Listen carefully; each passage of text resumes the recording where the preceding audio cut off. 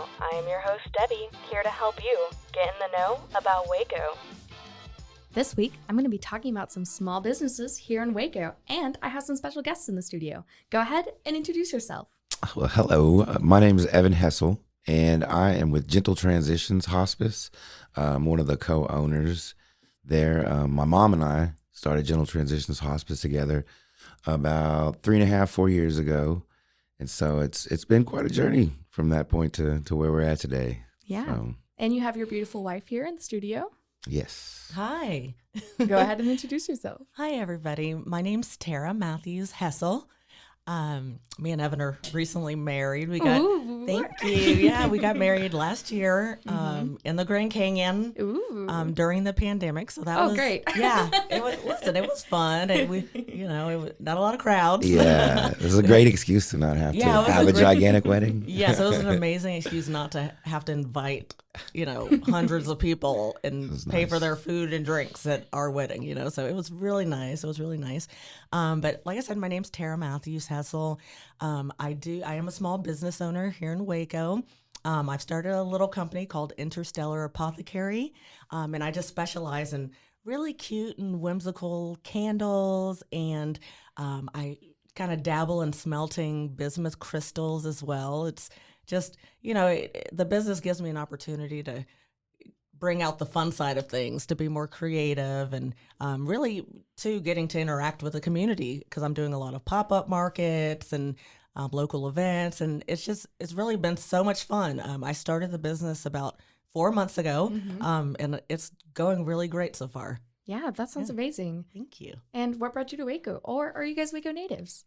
I am actually from Houston, Texas. Woo! H-Town represent. H-Town. But I went to Baylor. So I actually met my husband at Baylor years ago. Sick 'em Bears. Let's not age ourselves. Yeah, Sick 'em Bears. What year did you graduate? I'm not going to age myself here. But yeah, so I went to Baylor, and so I met my husband, and, we were together for quite a long time, and it ended up that he and his mom started a hospice staffing agency while we were living in Dallas. And so they wanted to bring the company down here to Waco. And I was like, oh, no, we're going back to, just because we were starting to really get our foots on the ground and get into the mix of living in Dallas. Well, it's really exciting, though, that the Waco that we moved back to 9 years ago, is a whole completely different Waco that we see today. So, I think that's sort of part of the reason why we've stuck around, is that, we really see a lot of potential in this town. By the way, to answer the other question, I'm actually a Waco native, so I grew up around this area, been around this area my whole life. So you really have seen the complete change. Yes. So you moved away for a few years and then came back? On and off. And that's a lot of people's story that I've grown up with here. A lot of creatives, they're always like, yeah, I had to leave Waco. I was gone for a couple years, but I came back. But then he came and back. I'm stuck here. Yeah. Well, and it used to, I think a lot of people used to say, I'm stuck here. And in the last couple of years, I'm hearing that a lot less. Like I'm hearing a lot more excitement about the possibilities, and I'm seeing a lot of attention being shown to Waco from people from Dallas's and Austin's and other big cities, and it's just really exciting, and I'm glad to be a part of that. Having had grown up around here, seeing the kind of growth we're seeing is, and I don't know, it's almost unfathomable. And so to be able to be like, oh, this is a small town, pardon this phrase, I guess, but Waco used to be kind of considered podunk, and so I never, when I was a younger person, envisioned like, oh, I want to start a business in Central Texas and grow it and be a part of something like in this area. But so it's the complete opposite now. Like I'm really pretty excited to be able to be a part of the growth of this community and starting a business during this time is just so exciting. Yeah. And you sorry, said you've been doing ramble. yours for about 4 months now. Yes. So how have you witnessed this local growth and impacting your own small business? Well, I have to say just the city of Waco and surrounding communities have been extremely supportive of my business. I think a lot of people know me because I've, for the past 15 years, I've worked in medical sales. So I worked for different nursing homes doing marketing and home healthcare agencies. And I've worked with the hospice a little bit. Yeah, she was a big part of helping get the hospice off the ground. It's funny too, because I tell people this story a lot, that when she came to me and was like, I'm not really wanting to do like medical sales anymore. I'd like to get out of that, and I'd like to start making candles. I was a little nervous. I was like, whoa. But when I saw like the products, it's not an average candle, and these crystals she's making and stuff, it's just not average. So I quickly got behind the idea, and I'm excited about it now. Yeah, and I mean, what I will say is that when I started this sort of out of, kind of during when the pandemic was going on, everybody was kind of locked down. Everybody had, what we're calling crafting. Yeah, it was Corona crafting. I mean, because I'd had this massive garden. I mean, I was growing like corn and okra, tomatoes, and everything you could grow, I was growing. And then I was like, okay, well, there's not really much more I can do with this, So I was like, what else can I do? And so it was a good time to, thank God we had the luxury to be able to work from home, and, we were able to, make an income from home safely, which, a lot of people did not have that opportunity. Yeah, very fortunate last year. Yeah, we're very fortunate. And so, I had that extra time, and, guess I was doing what most Wacoans probably do when they were stuck at home, was going through YouTube, watching all kinds of crazy things. TikTok. Oh my gosh, watching TikTok like crazy. But yeah, I don't know what happened. I think I've always loved candles. Super passionate about candles. I'm very passionate. I am. We're saving. I mean, even though she's not making just like a fortune, we're making a fortune by the amount of money we're not spending. Candles. By not buying candles. By making your own. By making my own. Seriously, I'm like, Evan, I'm saving us money. Yeah, every business is definitely. a money saving opportunity here.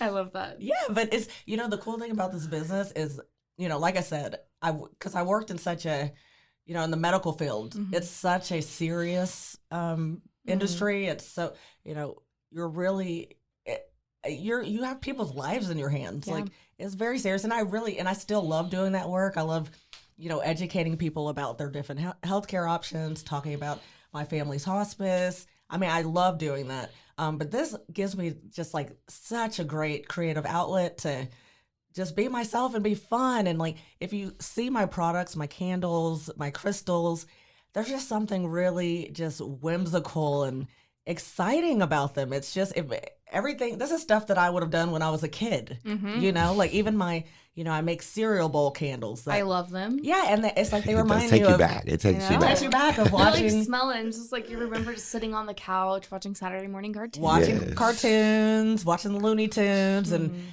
fighting with your siblings and stuff. And it's just, I love that. Like, these products to me just make me happy. And I really feel like they make my customers happy, the community happy. It's really fun. And also being able to be a part of different markets, especially here, when I've come in to do the Rogue pop-up night markets and Saturday morning markets. Like, it's just so fun, especially coming out of the pandemic and all. What, I guess we're still in the pandemic. But kind of opening up again. It's fun to be able to interact with people, because you don't realize how much of that interaction you were missing, so I love it. And I feel like everyone's been so receptive. I sell mostly online. So I've shipped, just in the past 4 months, I've shipped orders all over the world. And I heard you just got a huge order. Do you want to talk about that? I did. Yes, this is so exciting. So I do have my online store. It's interstellarapothecary.com. And it's an Etsy-based shop. So I get a lot of customers through there. And one of my customers sent me an email or sent me a message on Etsy and said, I'm a huge fan of your candles, and I own 3 retail locations in Tennessee. It's a company called the Masonry Design Company. They have a location in Chattanooga, Tennessee, Dunlap, Tennessee, and Dayton, Tennessee. And they're going to be carrying my candles now. Wow. Yes. Congratulations. Thank you so much. So, And I mean, I've had love from everyone. I'm working with another retailer in Little Rock, Arkansas. Oh, wow. Who, yeah, she's been placing very large orders with me. So we're in Little Rock, Arkansas, y'all. And we're just, it's so exciting. Every time I ship out a package to Switzerland or Canada or Germany, it's just so exciting. It's just like a little piece of Waco, Texas is traveling the world, and it's super exciting. It is funny. It's like the complete opposite of my company and my business and our focus, but it is interesting the way we both help each other's companies out. I mean, being a husband and wife entrepreneurs with two different companies that are so completely different, it's pretty crazy because I mean our passion, me and my mom with Gentle Transitions, is to focus locally only and not expand out across the world, while right next door, my wife has a business that's shipping around the whole entire world. Like, it's crazy. And what is it like being in the industry that you're in here in Waco? Waco is in a way, like in a sense, kind of a medical hub. I mean, I was going to say, for within, we office in the big city of Moody, Texas, Woo! And and so we serve a 60-mile radius of that, so it encompasses Temple, Killeen, Belton, and Waco. And I mean, for the density of our population, to have so many like major hospitals and so many nursing homes and assisted livings and things, it's quite a medical hub here. So we like we were talking about earlier with the pandemic, to be able to get through last year and actually grow even during that pandemic was really amazing. And that not only are we growing here in Waco as far as retail and grocery and all the fun things, but there's even more. I mean, there's more medical companies coming into town every day and stuff. And I mean, something else we both talked about, kind of wanted to bring up while we were on today, though, is that we both really wholeheartedly believe in trying to support local companies, being that we are local businesses, and how it's so important, how big of an impact that using local companies can really have for the community. And we just did a spot on the news the other day and brought this up. That, oh, that's cool. When the pandemic first hit, everyone was like, let's support local. Here's a list of all the local restaurants. And so that's great. I love it. I love people supporting local restaurants here. But can you imagine the impact of like going and buying a local hamburger, how much impact that has on Waco versus when you go and you use like a gigantic corporation for your healthcare, instead of looking into and possibly using like a local healthcare company, you're talking like millions and millions and millions of dollars that just flows out of Central Texas. I mean, so it's just something I'm trying to kind of point out, as much as I can, that using local healthcare can really, really have a major impact on helping Central Texas grow. There are local home health, there's local physicians that aren't part of major companies, there's local hospices. You hear? Shout out. So yeah.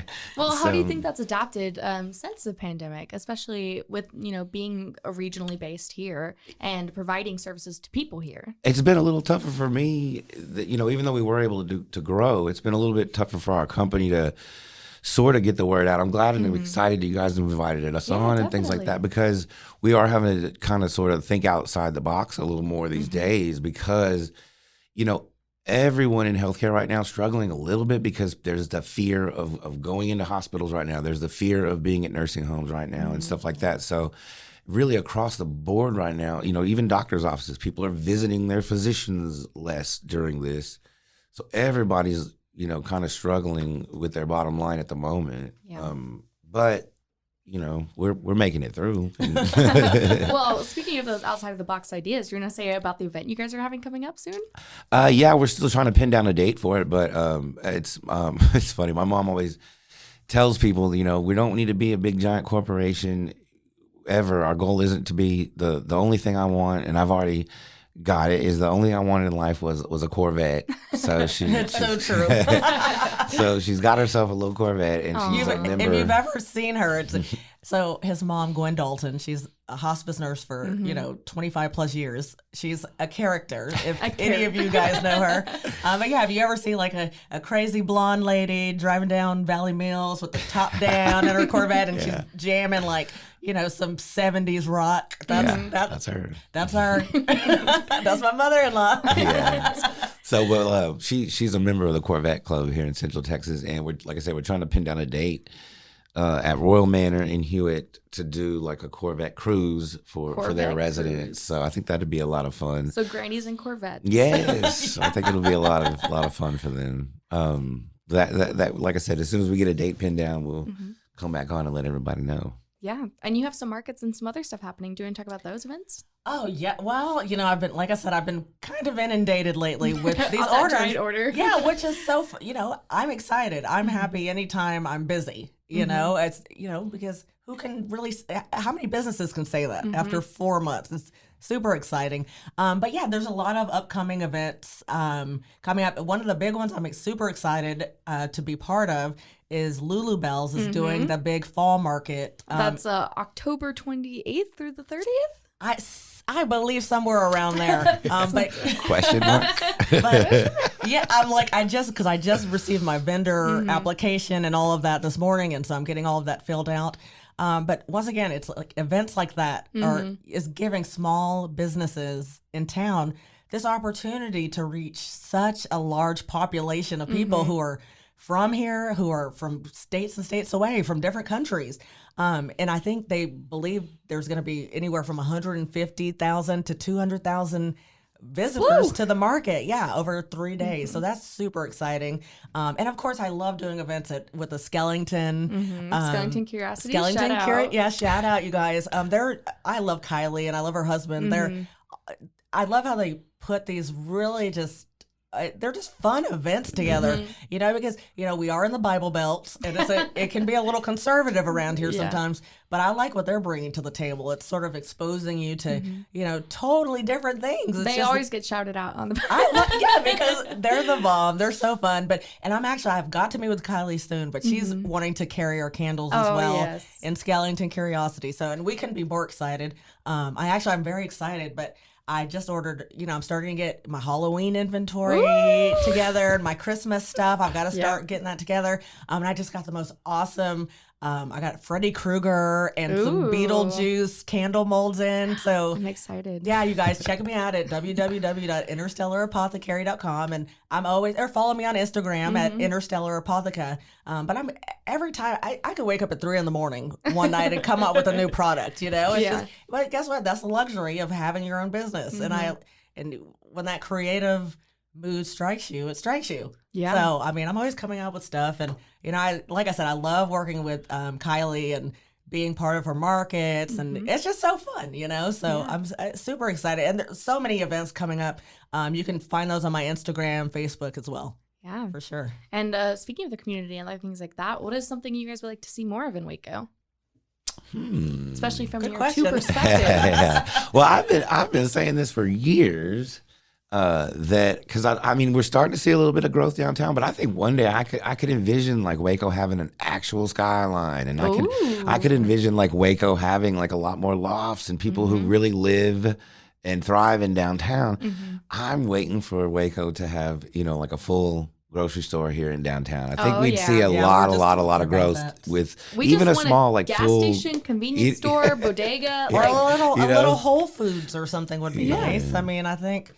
Especially all the traffic we're getting downtown. Waco is so drastically different just from, when I first started attending Baylor.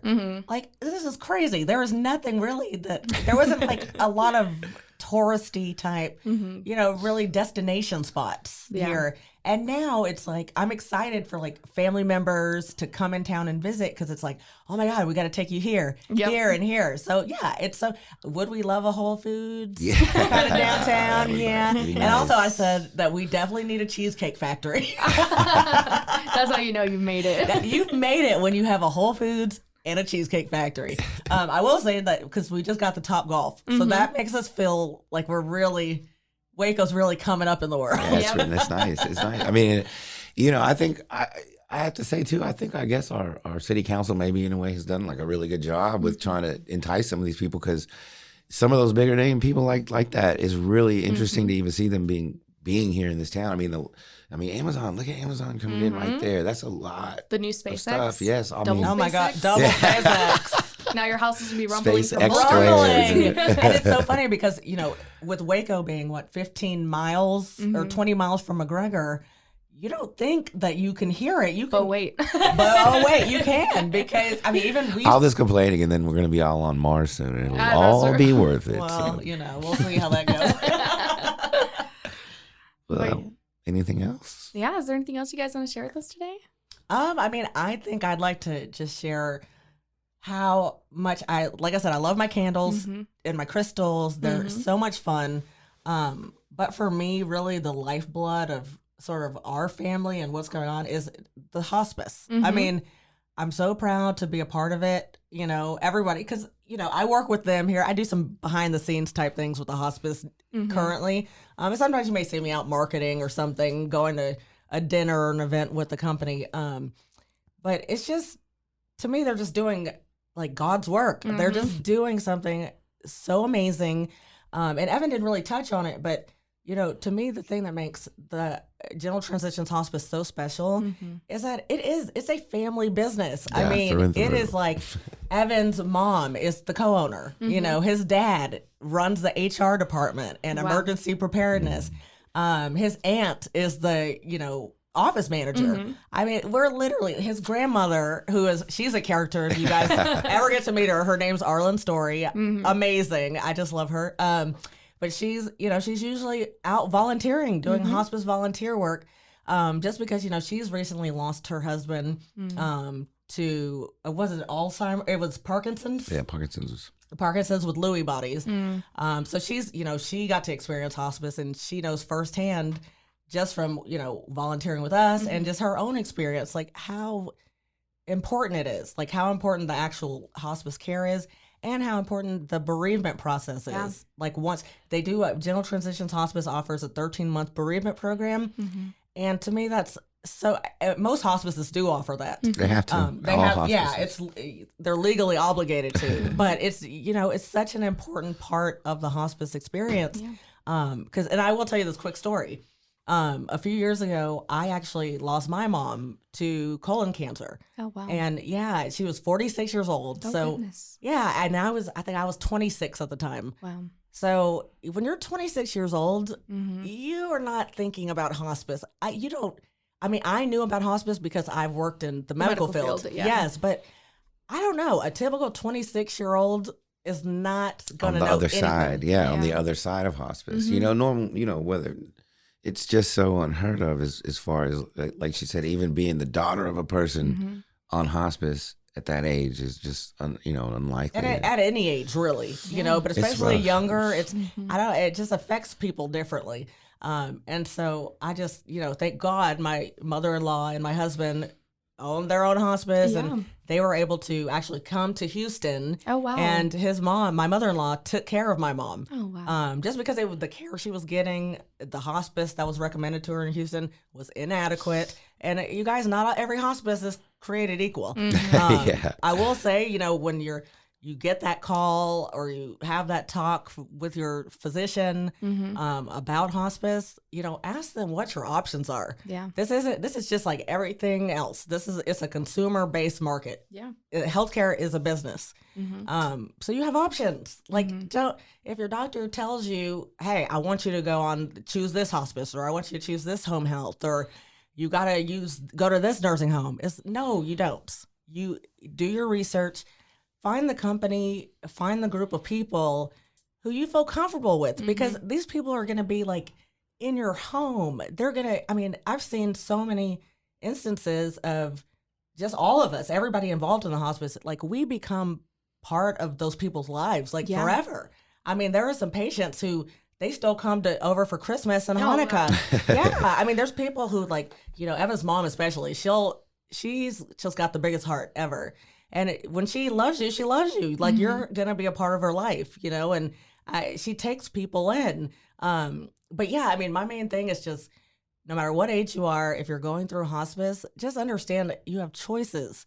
Like, find a company or a hospice agency that makes you feel comfortable. Find the company that meshes well with your family, because everybody's different. You know, and I'm not saying General Transitions Hospice may not be the right hospice for you, but Yes, we are. a lot of the times I think we can be. I mean, I think we have a lot of love to give, a lot of help to offer.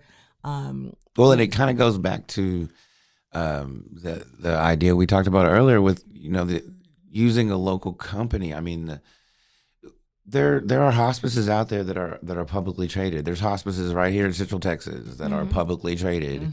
Won't say names, but do your research. But you can't blame those hospices for not putting the patients first, because they have investors who may have invested their life savings in this company. So there's no way for that company to put the patients first like General Transitions Hospice can. Like, my mother and I don't have anyone to answer to. We don't have shareholders. We don't have stakeholders. My mom owns 50% of this company and I own 50% of this company. Yeah.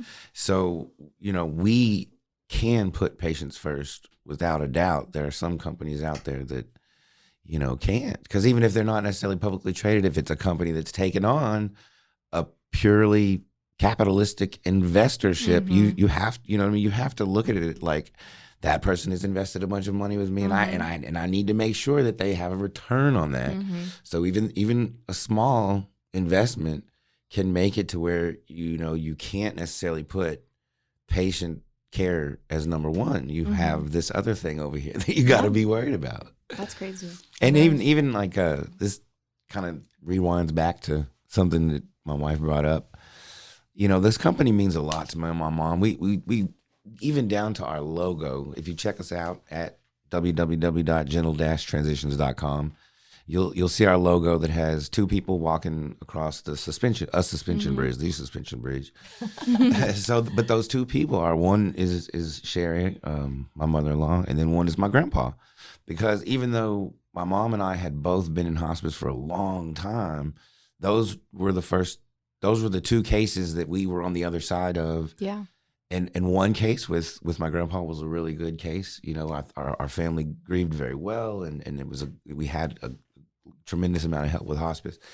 And then the other case was not good. It was a horrible hospice case, and I think that our family on my wife's side struggles still.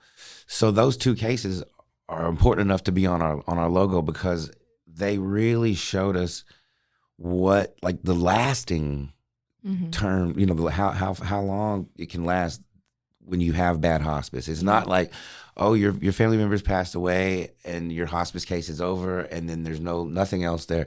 Like, you're what we do for people affects them years and years down the road. Definitely. You know? Definitely. And those two cases, you know, really showed us that. So that's even everything down to, you know, the colors that we chose and the logo, the name, like, it all has a lot of meaning, and it all has a lot, you know, to it. So, and then the bridge itself is really the reason we chose to put that in the logo is because we are here to serve Central Texans. You know, we're really not here to serve the whole United States or the whole state of Texas. Like, we're here to do the best hospice we can and serve Central Texas, you know. So my wife made me think about that. I was like, I don't know why I hadn't talked about that, because it's an important part of our company. I mean, even that logo having that much meaning, I think, shows the kind of energy and passion that me and my mom have when it comes to this company and just doing hospice in general. I mean, definitely. And another thing too is, you know, a lot of people think like, oh, they're a small business and, you know, it's a small hospice. But General Transitions Hospice offers everying and more than definitely some of these large corporate hospices. Yeah. So, because I think a lot of people, and we've, you know, not going to mention any names, but there have been certain patients who have told us, like, oh, you know, I was at the hospital and, you know, my doctor said, well, they're just a small hospice. I don't know if they can offer you everything. And that's just not true.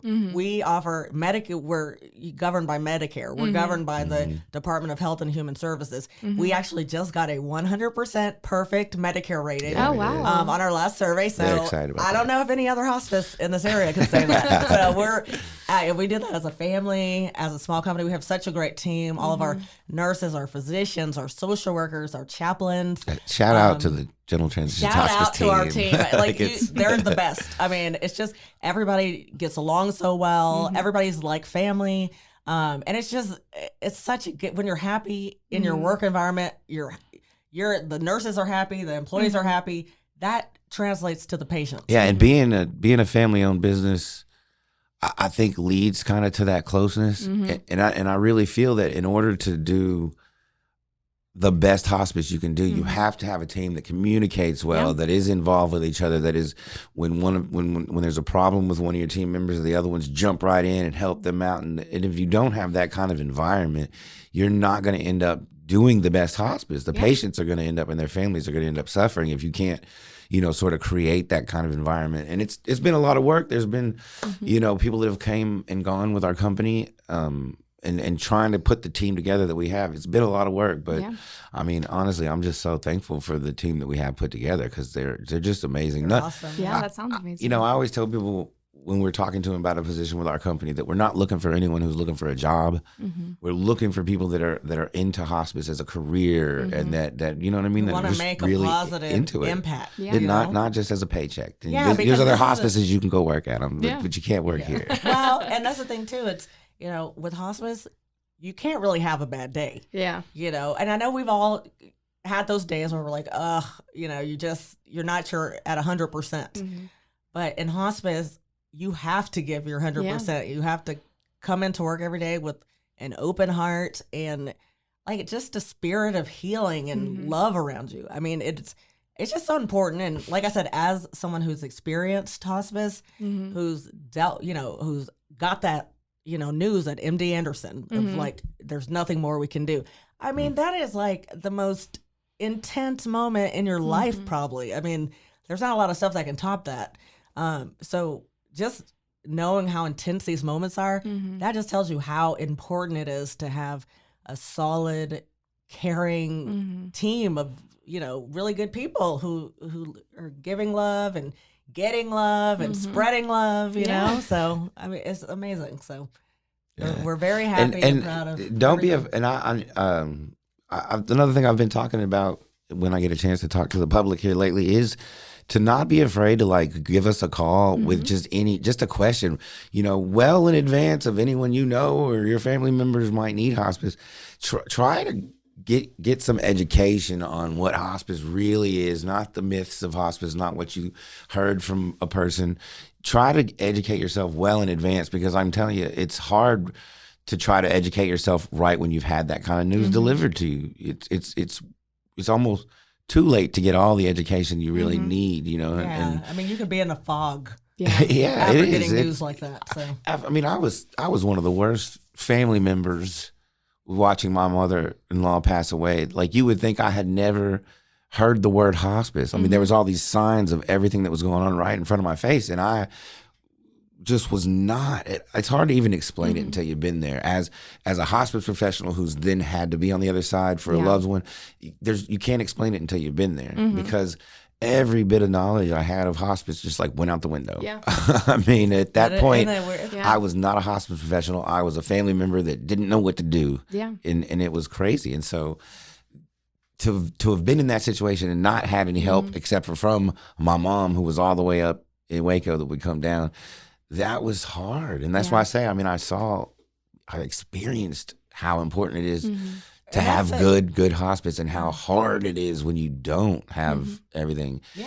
And a lot of people, my mom talks about this a lot, that just, our philosophy is that just because a patient doesn't complain or their family doesn't complain doesn't mean that you did the best job that you could do, And so our philosophy is to educate as much as possible, even when we have families that are thinking about coming on hospice. We love to send a nurse out and talk to them, and not shove General Transitions Hospice down their throat or talk them into hospice, but to send a nurse out to educate them on. Here's the ins and outs of hospice. Here's what hospice really is. So that way, if they don't happen to choose us, if they choose us as a hospice and they want to come on our services, that's awesome. But if they don't, then we feel excited that we've at least empowered them, if you will, to when they do choose a hospice, a different hospice, they know what they should be asking for. They know what they should be receiving. Yeah, definitely. You know? And one thing I will say too is, I think just overall in society, there's been a lot of discussion about disparities in healthcare based on, socioeconomic factors, race, religion, what, living in the rural part of town versus in the city. And the only thing that can kind of lessen those gaps is education. Yeah. So call with questions. Yeah, and how do people get in touch with you? Give me all of your information. Well, our telephone number is 254-598-1389, and someone is available 24 hours a day. Okay, awesome. On that number. So, and then like I said, the www.gentle-transitions.com. You can look us up on Facebook. But that number, 254-598-1389. Somebody will be available to answer your questions 24 hours a day. I mean, and that is the truth. We're a small company, so small to where every phone call, even after hours, I actually get an email, and my mom gets an email. So even our on-call nurse, like there's times where I'm like, hey, like in the middle of the night, I'm like, did you get that call? And they're like, yeah, we got it. 3 a.m. just calling, making sure, hey, did you call Mr. So-and-so back? We stay on it. So and the owners, I mean, there's a great chance that one of the owners of the company is going to be the one to call you back and answer your questions. That's amazing. Well, I'm so glad. That sounds really great. And I'm so glad that you guys provide those services and are all about educating the community, especially about this stuff that most people, aren't necessarily concerned about until, exactly. It's happening to them. Yeah. Exactly. When there's a lot of other things they should be dealing with aside from trying to learn, what hospice is. And it's not a fun topic, I mean, nobody's saying call us with questions and it's going to be a party. Yeah. It is a touchy subject. It's not a fun subject, but like I said, it's just a lot easier subject to educate yourself on way before you or your loved one need it. Yeah. It's so much easier to educate yourself in advance of needing it. Yeah. Definitely. Well, thank you so much. And then give me all of your contact information and how we can find you. Yeah, so you can contact us at www.interstellarapothecary.com. We are on Instagram, Facebook, and you can call. Our number is 254-340-5519. And I'm a one-man show, so I haven't, and I will be, hopefully. Don't call her at 3 a.m. Yeah, try to call me at 3 a.m., people, but. Not available 24 hours a day. Send me a text. But yeah, hopefully I will be, hiring some more help soon, which can, I'd love to expand and grow this brand. I love it. I mean, I think it, like I said, it makes me happy. I'm feeling like it's really making others happy. They're really enjoying everything. And then hopefully too, we've been kind of talking about it, potentially opening up a storefront, a brick and mortar soon. That's exciting. Yeah. So you guys stay tuned. You heard it here first. Yes. So we're very excited, and we're going to keep doing our best to make this community great, and give people reasons to come to Waco. Yeah. Give people reasons to talk about how great it is, and the people, how great the people are. Everybody's, like I said, has been so inclusive and loving and generous, and there's just even I am part of Women of Waco. Networking group. It is a networking group. We meet once a month at the Baylor Club. We also have a happy hour once a month at the Baylor Club. But it's such a dynamic group of women who are just helping each other grow and learn. And, there's so much, I will say, as a small business owner, is you don't know everything. It's impossible to know everything. Just because you're an expert in hospice doesn't mean you're an expert in candles. In candles, or it doesn't mean you're an expert in QuickBooks or accounting or marketing, and so it's good. It's just really nice that there's so many dynamic women and just people in general who have just been willing to help us grow and help us learn, and we hopefully want to do that for others as well. The more we know, the more we're willing to share with others. So just about our experiences, and we'll offer what we can offer. Yeah, definitely. Amazing. I mean, we're not even afraid. I wouldn't suggest necessarily calling the hospice with just any old entrepreneurial question. We might be available to answer that question, but if you ever run into me on the street, don't be afraid to ask, at all, because like she said, I love seeing other like entrepreneurs, and I love offering any advice and any help that we can, because I think our country as a whole really needs to, and I think we're doing a good job of it, but I'd love to see some more entrepreneurs, and not so much, Amazon really owns everything in the United States. If we can help that, if we can help that, I think, so each entrepreneur that steps out of the corporate world and starts their own small business, that's one little small chunk that Amazon don't get. Yeah. Well, thank you guys so much for coming on. I appreciate it. You guys have been wonderful. Thank you. Shout out too. Big shout outs. I heard we get a chance to do a shout out. Shout out. I think I'm gonna do my shout out to all the local entrepreneurs here in Central Texas. Like that's a big deal, I think. Mm-hmm. All right, and who do you want to shout out? Do I want to shout out? I'll shout out to our 4 lovely dogs at home. We got Stanley Tucci, our pit bull. Oh. We have Mary Jane, she's a little Boston Terrier. We got Mary Jane on the wall. And we have Lily and Otis, our little teacup chihuahuas. Guys, hope you're not tearing up the house. Stay away from my candle stuff, okay?